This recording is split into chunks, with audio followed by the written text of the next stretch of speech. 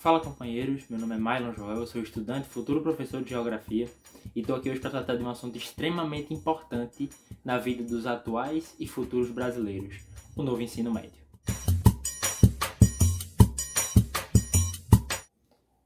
O novo ensino médio ele surge como uma medida provisória ainda em 2016, quando se inicia uma avalanche do neoliberalismo e das políticas da elite no Brasil, com o governo Michel Temer e, na época, o ministro da Educação Mendonça Filho, formulam a medida provisória do número 746, que altera disposições do ensino médio brasileiro. E isso vira lei lá em 2017 pela Lei 13.415, que altera algumas disposições do ensino médio. Essas disposições são divididas em três grandes pilares. O primeiro, o menor número de aulas expositivas. O segundo, a teórica maior participação dos alunos. E em terceiro, mais atividades práticas, cursos e etc. É isso que se proclama essa medida. O objetivo, em teoria, é permitir que o estudante termine a graduação do seu ensino médio com uma disposição mais específica. Então, um curso técnico, um curso profissionalizante, que direciona essa pessoa, em teoria, a um mercado de trabalho mais competitivo e que entregue um trabalhador mais especializado diretamente para o mercado de trabalho. Então, em teoria, esses estudantes teriam uma formação mais qualificada, uma formação técnica, uma formação profissionalizante, e essa formação lhes daria melhores condições de disputar por postos de trabalho. O que acontece na realidade é que essas formações em muitos lugares do Brasil são insuficientes e por vezes mal são oferecidas. Tem escola no Brasil caindo aos pedaços. Muitas escolas, por exemplo, no Piauí, informaram ao MEC que não tinham condições de ofertar algumas trilhas, que a gente vai tratar depois ainda nesse vídeo, do que são essas trilhas, algumas trilhas do conhecimento que ofertassem cursos técnicos, cursos profissionalizantes, porque tem escola aqui no Brasil que não tem nem água. Tem escola no Brasil que mal tem porta. Tem escola no Brasil que está caindo aos pedaços. E tudo isso é um plano para que essas escolas sejam cada vez mais sucateadas e que esse serviço seja cedido, entregue e fornecido pela iniciativa privada no futuro. Então, na prática, o que aconteceu foi um estrangulamento das matérias que, para essas pessoas que formularam essa política de ensino médio, são consideradas menos necessárias, que são filosofia, sociologia, geografia, história, e por aí vai. Especialmente as matérias de humanas. Então, todas essas matérias foram estranguladas sob o pretexto da profissionalização, do tecnicismo, e um pretexto que ignora a parte crítica. Porque qual é a função da escola? A função da escola é ser um elemento que dê lucro? Eu não acredito que a gente possa conceber a educação como um elemento exclusivamente lucrativo. A educação é um elemento de integração. É um elemento que deveria servir à expansão da capacidade produtiva de uma economia. Então, a especialização e a capacitação de profissionais cada vez mais preparados para a conquista de mais e mais tecnologias que estejam dispostas a servir a população. Não necessariamente o lucro. Então, a filosofia que impõe o lucro como objetivo médio e final de uma economia é uma filosofia que está fadada a uma competição abrupta, uma competição selvagem, uma competição que não condiz com a historicidade de uma nação como o Brasil e das nações como um todo. Uma competição que é mais maléfica do que benéfica. Porque, historicamente, as grandes invenções surgem, primeiro, da inovação proposta por estados nacionais, ou seja, por exemplo, um smartphone. Ele não se constituiu, é verdade, no Estado. Mas a tela do seu smartphone ela está constituída a partir de um programa que foi desenvolvido dentro do Departamento de Defesa do governo dos Estados Unidos. O GPS que está instalado no seu telefone foi desenvolvido dentro do Departamento de Defesa dos Estados Unidos. Sabe? Então, várias tecnologias que hoje agregam na vida do ser humano foram desenvolvidas principalmente num pretexto de guerra, num pretexto de intercomunicações, num contexto de enfrentamento global, mas que estão hoje a serviço amplo da população e que foram desenvolvidos não com objetivo lucrativo, mas sim com o objetivo de desenvolvimento de forças produtivas. Nesse caso, a ideia deste desenvolvimento foi estritamente negativa, que foi em um enfrentamento entre nações, mas existem outros exemplos de que outros cientistas constituíram inovações estão baseadas não no lucro, mas sim no conhecimento e na expansão da barreira de conhecimento e da barreira tecnológica. Anteriormente, o ensino médio era composto por 2.400 horas-aulas. Geralmente você tinha turno ou contraturno, algumas escolas tinham integral só em alguns dias da semana, mas a nova disposição que foi imposta pelo BNCC através dessa alteração, ela aumentou essas 2.400 horas para 3.000 horas, sem se preocupar sequer com a evasão escolar que isso representa. Uma coisa é você desenvolver uma política de ensino médio que incentive o estudante a ficar na escola e garanta ao estudante o direito de ir e vir à escola e de se manter sem precisar trabalhar nos períodos em que ele não está na escola. Hoje, vou dar um exemplo de Pernambuco. Pernambuco tem mais de 16 mil estudantes fora da escola. Pouco mais de 4% desistiu no ensino médio e os demais desistiram no ensino fundamental. Esse número é alarmante porque mesmo dentro de um cenário de mais de 500 mil estudantes, Pernambuco enfrenta na realidade um dos cenários mais catastróficos que se pode imaginar. Porque são mais de 16 mil estudantes que não vão ter a oportunidade de construir uma relação de inovação, de produtividade, de conhecimento, de crítica dentro de uma sociedade. E especialmente se tratando de uma sociedade onde o 1% mais rico dispõe de 49% de toda a riqueza produzida neste país. Pois bem, dessas 3.000 horas, 1.800 delas estão reservadas para as ditas áreas de conhecimento. Então a gente tem linguagens e suas tecnologias, ciências da natureza e suas tecnologias, matemática e suas tecnologias, e ciências humanas e sociais aplicadas. As outras 1.200 horas estão reservadas para o ensino dito técnico ou profissionalizante. Então a gente tem aí boa parte desse currículo ocupado, na realidade, por essa formação técnica e profissionalizante de forma imposta. Sendo muitos desses cursos profissionalizantes cursos ditos de papel. Muitas escolas não têm capacidade de prover equipamentos e pessoal ou que tenham condições de formar outros profissionais que tenham capacidade de exercer atividades laborais sem ter a estrutura para dispor dessa formação. Em Pernambuco, por exemplo, retomando um exemplo mais próximo, a gente tem só uma formação que dispõe de verdade de uma formação de tecnologia, que é o ensino de informática na Universidade Federal Rural de Pernambuco. É um curso de licenciatura de informática e que só é ofertado uma vez por ano via SISU. Ou seja, o participante tem que fazer o Enem, tem que se candidatar à vaga pelo SISU aí para depois conquistar a vaga, enfim. Você tem aí em Pernambuco centenas de escolas, mas a gente tem uma formação muito escassa dos profissionais que têm capacidade tática, formativa, profissional para formar outros profissionais na área de tecnologia. É aí que entra uma coisa muito importante desde o novo ensino médio que se chama notório saber. O que é que isso trouxe? O que é que se inaugura? Nessas matérias técnicas e profissionalizantes, você não precisa de formação para dar aula na escola. Então, qualquer pessoa que tenha o notório saber sobre algo relacionado àquilo, pode dar aula na escola. Então, por exemplo, eu, como sou formado em técnico em redes de computadores, dentro desse contexto do notório saber, teria pretexto legal para dar aula numa escola sobre redes de computadores, sabe? Sem passar por uma formação didática, uma formação educacional, uma formação que proponha a ideia de um professor, a ideia da concepção de educação de forma mais ampla e de forma mais específica. Posso dar aula de rede de computadores em qualquer escola do estado de Pernambuco, sem ter sequer uma formação pedagógica. A gente não pode aceitar isso. A gente não pode achar que isso é comum, que isso pode ser trivial, que isso vai representar um avanço na política de ensino médio, na política educacional do Brasil. E por que não vai?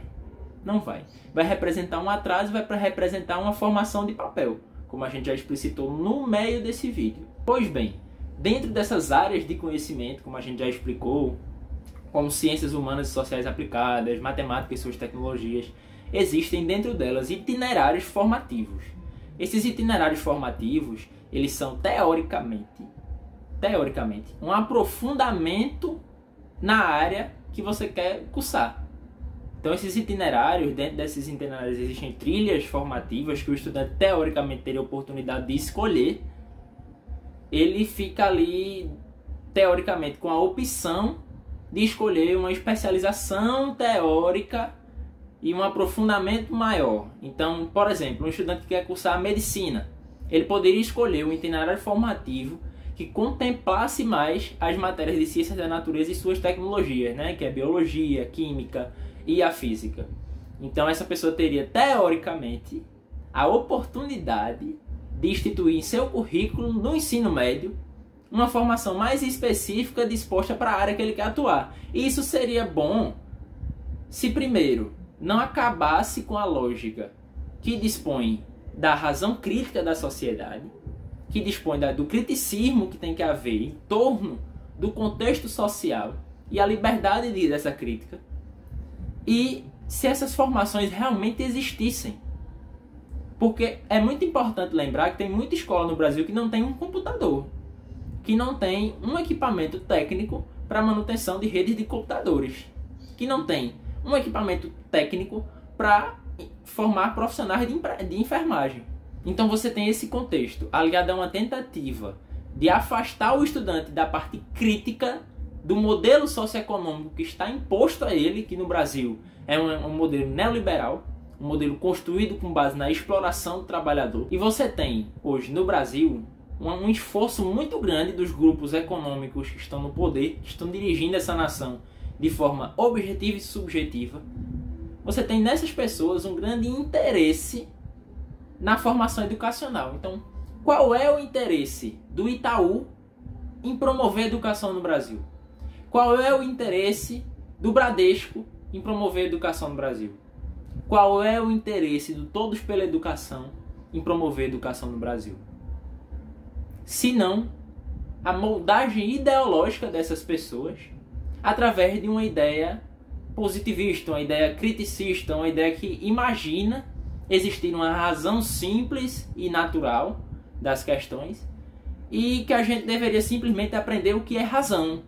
Então, focar mais numa parte mais exata da vida, que é, por exemplo, ciências da natureza e matemática, e esquecer que existe um campo que estuda as relações históricas, um campo que estuda as categorias históricas, um campo que estuda o processo histórico, um campo que estuda a formação econômica do Brasil, um campo que estuda o modelo econômico. É assim que se constituem muitas vezes nas universidades.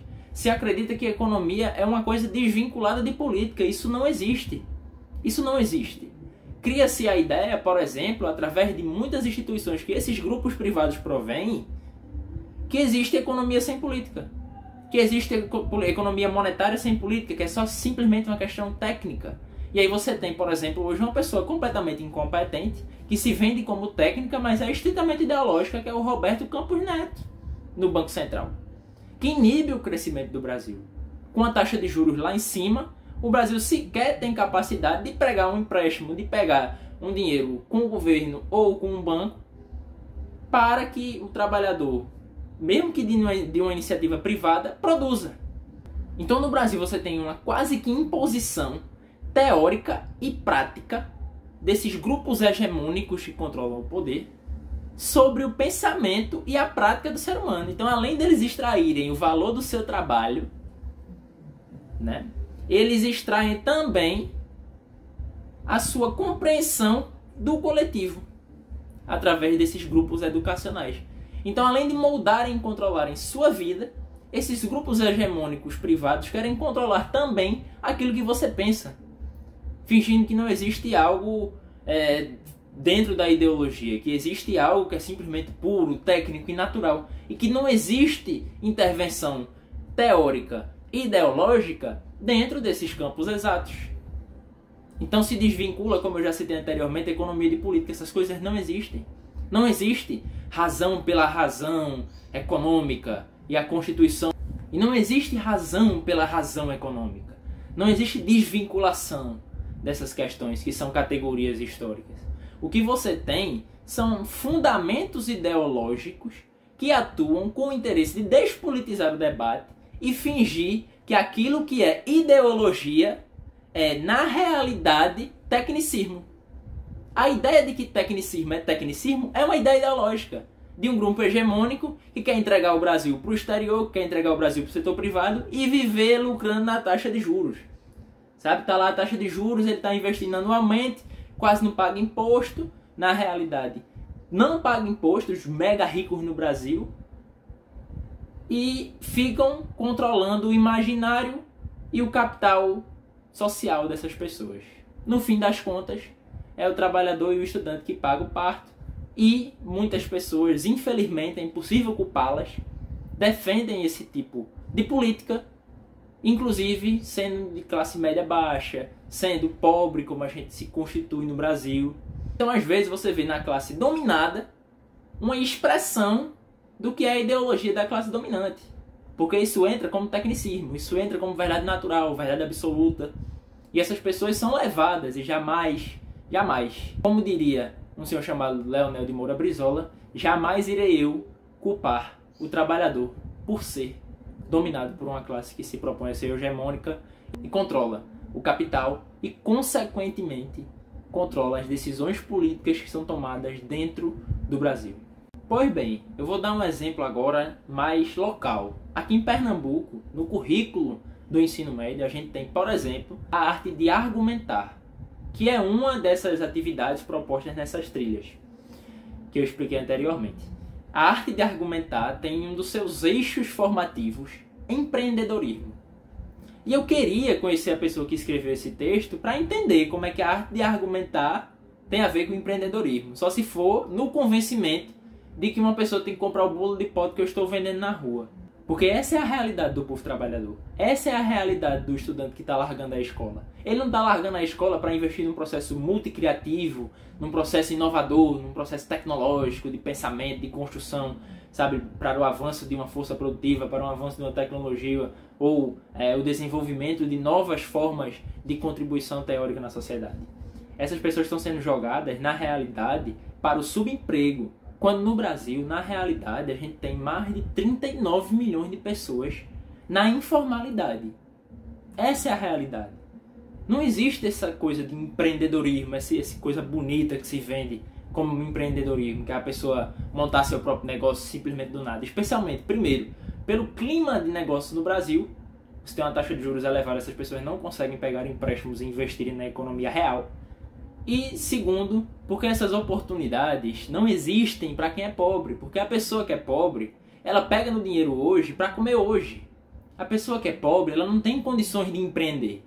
A pessoa que é pobre, ela compra um feijão hoje porque ela quer comer hoje. O camarada que não tem dinheiro, o camarada que recebe um salário mínimo, ele precisa comer hoje e não daqui a 6 meses, no fundo. A pessoa que está passando fome precisa comer hoje e não daqui a 6 meses, no fundo. A pessoa que está sem teto, ela precisa dormir hoje e não daqui a 6 meses. A pessoa que está com sede, e olha só, até a água é transformada em mercadoria, ela precisa beber água hoje e não daqui a 8 meses. A pessoa que está sem terra para produzir no campo, isso vai ser assunto para outro vídeo, ela precisa de terra hoje e não daqui a 8 meses. A pessoa que está endividada hoje, ela precisa pagar dívidas hoje e não daqui a 6 meses. E mesmo daqui a 6 meses, o valor que ela teria condições de investir nesses fundos sequer chegaria perto da rentabilidade necessária para que essas pessoas sobrevivam com certa dignidade. Então esse discurso vendido por esses coaches de internet, essas pessoas que vão na internet em podcasts falar que é simplesmente empreender, o pobre é pobre porque quer ser pobre, porque não quer trabalhar. Essas pessoas estão fazendo um discurso completamente violento, um discurso desumano. Inclusive, vou deixar aqui para minha editora, temos uma foto de um desses influenciadores, esses coaches que nunca trabalharam na vida, dizendo que nenhuma pobreza resiste a 14 horas de trabalho. Nenhuma pobreza resiste a 14 horas de trabalho porque no Brasil essas pessoas sequer são vistas, sequer são notadas. Essas pessoas estão na área rural. Essas pessoas estão na cidade sendo exploradas no subemprego, porque o projeto que essas pessoas que estão falando isso defende acabou com direitos trabalhistas instituídos no passado. Destruiu o trabalho no Brasil. Destruiu a formalidade no Brasil. E o interesse dessas pessoas está explícito: lucrar com a derrota, a miséria e a pobreza dos brasileiros. É isso que está em jogo. Nenhuma pobreza resiste a 14 horas de trabalho, porque essa pessoa não resistiria a 4 horas de trabalho.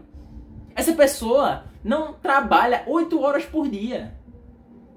Essa pessoa sequer entende o que é enfrentar 3, 4 ou 5 ônibus lotados, sucateados, para ser subjugado por patrão, para aguentar desaforo, para sofrer, para chegar no fim do mês e perceber que seu dinheiro foi todo no ralo, em rotação de dívida, e no feijão e no arroz. Aí você tem que me dizer que o trabalhador que tem que abrir mão de gastar 20, 30 reais no final do mês para ir num restaurante, para tomar sua cerveja, para colocar no fundo especial que vai render 20, 30 centavos?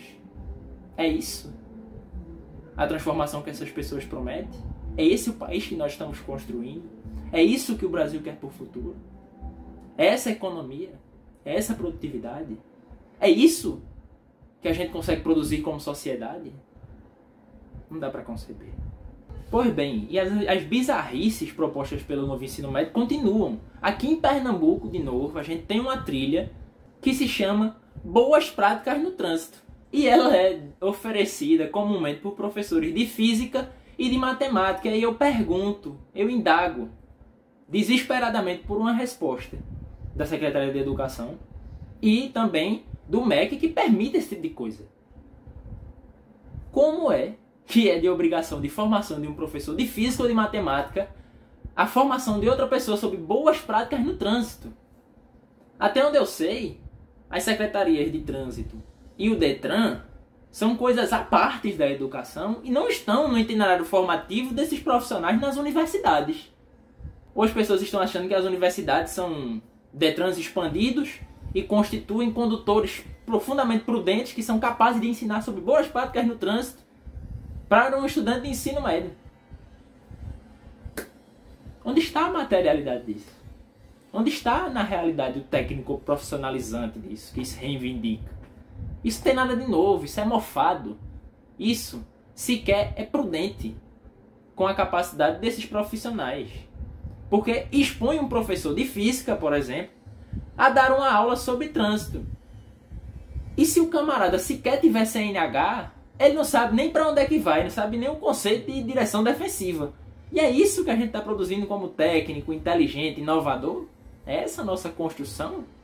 Pois bem, a gente também tem no Brasil inteiro um negócio chamado projeto de vida. E está instituído nesses itinerários formativos, nas trilhas, etc. E aí eu pergunto novamente, o que é projeto de vida para você? Porque o projeto de vida do Mylon, o projeto de vida de outro professor, o projeto de vida que você que está assistindo, o projeto de vida que o Estado almeja para você, o projeto de vida que você quer ter, é completamente diferente. Então está aqui implícito novamente uma arma ideológica. Sabe? A instituição do que é projeto de vida. Isso aqui é projeto de vida. Isso aqui é o que tem que ser almejado. É o lucro. É essa ideia do consumismo, que a gente tem que ter o smartphone do ano lá, o iPhone. E se você não tiver um iPhone, você não está inserido no grupo. Você não tem like no Instagram. Você não tem like no Facebook. Se você não tiver um iJordan, você não está bem inserido nos seus contextos de universidade, de escola. Se você não tiver o óculos mais caro, você também não está inserido, tem coisa errada. Se você não tiver um MacBook, você também não está aprendendo errado, está fazendo tudo errado. Sabe? Então é essa a sociedade que a gente está reproduzindo? É isso que a gente está almejando? É isso que a gente quer construir como sociedade? Eu não posso entender isso como uma instituição realmente aplicada para a realidade do povo e do povo que realmente constrói esse país. Pois bem, isso é um debate extremamente longo e que tem interesse de aprofundar em outros momentos. Mas vou ficando por aqui. Quero agradecer a você que ficou aqui até agora. Curta, comente, compartilhe. Vamos debater o Brasil, vamos debater Pernambuco. Vamos construir uma política nova de ensino médio. Vamos construir nos movimentos sociais, vamos construir no movimento estudantil. Vamos debater nas escolas e fora delas uma política de ensino médio que inclua, que seja transparente, que tenha preocupações reais com a situação social do Brasil e que realmente represente os anseios dos estudantes. O estudante tem que criticar, o estudante tem que criar, o estudante tem que estar preparado para conviver em sociedade e remodelá-la constantemente. Muito obrigado para você que ficou até aqui. Estão aqui minhas redes sociais e até a próxima.